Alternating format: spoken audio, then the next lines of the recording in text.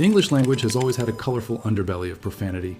Britain's swearing vocabulary has transformed dramatically over the centuries. Words that once shocked Victorians now sound quaint to modern ears. From medieval markets to Edwardian salons, swearing reflected each era's taboos. These forgotten oaths reveal the soul of changing British society. Imagine walking through 17th century London's bustling streets. You might hear an exclamation that would puzzle any modern Brit. Zounds was a minced oath for God's wounds, the wounds of Christ. In an age of blasphemy laws, people swore creatively to avoid punishment.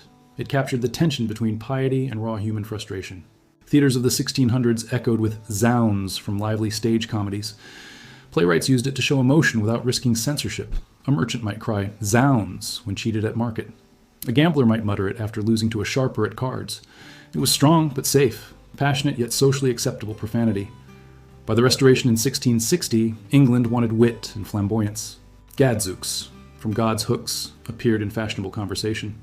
It suited an age of lace cuffs, theater, and exuberant speech. Coffee houses filled with men debating politics and philosophy over oaths.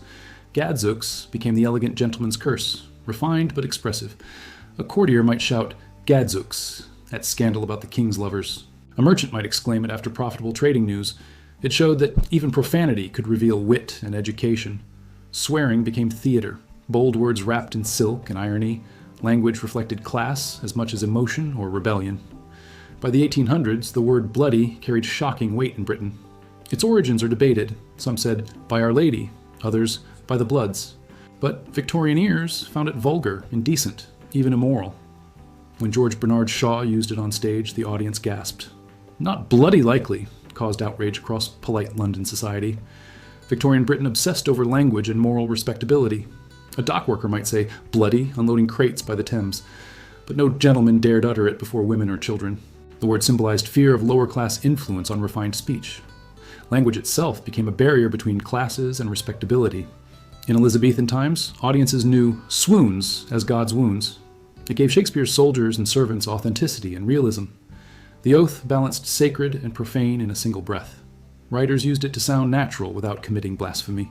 England's new Protestant identity still carried Catholic echoes in speech. A tavern keeper might grumble swoons over watered ale. A gentleman might mutter it after losing at cards or dice. It captured the rough vitality of Elizabethan London's crowded streets. The city was growing, filthy, alive, and full of contradictions. Profanity revealed how ordinary people bridged faith and frustration. Under Queen Anne, the minced oath Zooterkins became fashionable. It twisted God's wounds so thoroughly it lost all sacred trace.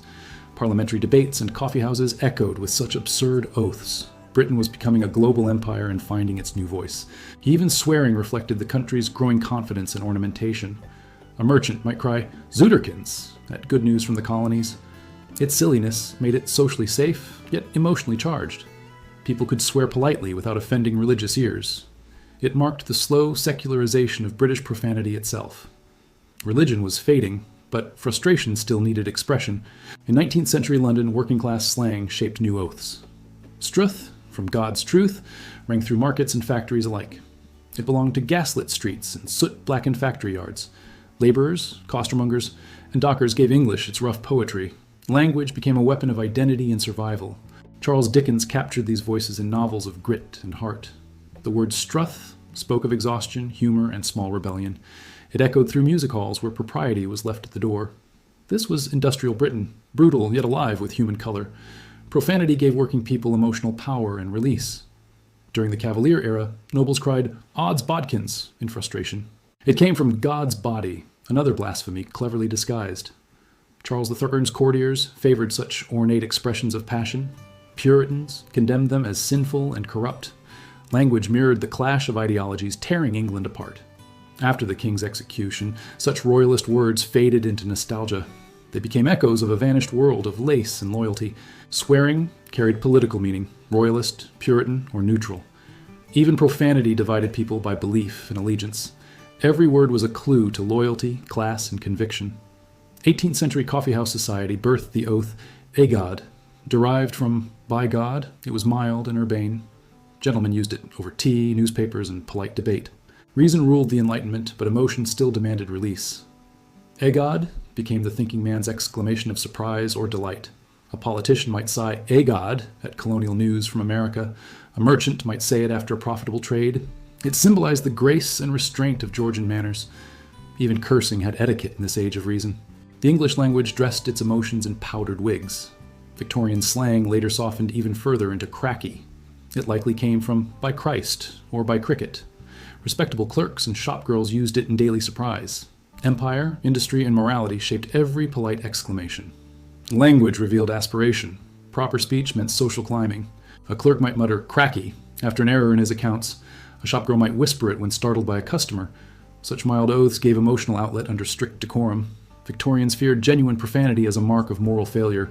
Even harmless surprise required carefully chosen words. In Shakespeare's day, Mary meant by the Virgin Mary. It filled dialogue from servants to nobles with human warmth. Catholic in origin, it survived England's Protestant transformation.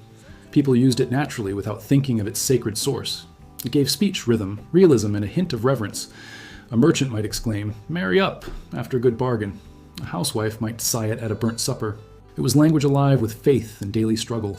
Words held the pulse of a city of plague and pageantry. Faith and frustration spoke the same tongue in Tudor England. By late Victorian times, all these oaths had softened into "gad." It was the final faint echo of God itself. A governess might whisper "gad" at a mouse in the parlour. A clerk might say it over a miscalculated ledger. Even this was borderline impolite among the respectable. The age of propriety demanded moral perfection and restraint. Language became as tightly corseted as fashion itself. But beneath the surface, emotion still sought release in words. Each generation drew new lines between acceptable and forbidden. What once was blasphemy became comedy. What was polite became plain.